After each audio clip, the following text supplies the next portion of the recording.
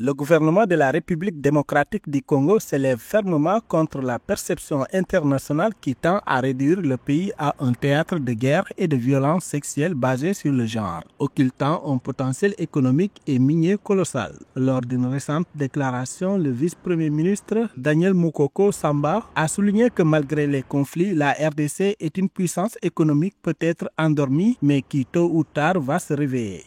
Oui, les groupes armés pullulent. On en dénombre près de 170 dans une partie du territoire congolais. Cependant, le vice-premier ministre a insisté sur le fait que ces conflits masquent et alimentent l'exploitation de ressources stratégiques d'une importance mondiale. Il a notamment cité l'exemple du tantal, un minerai essentiel pour l'électronique de pointe. Le monde tourne annuellement avec près de 2000 tonnes de tantal et 43-45% de cette offre vient d'un petit coin de la République démocratique du Congo, à la frontière avec le Rwanda.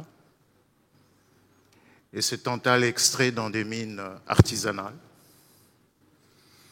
dans des territoires qui sont malheureusement encore sous l'emprise des groupes armés.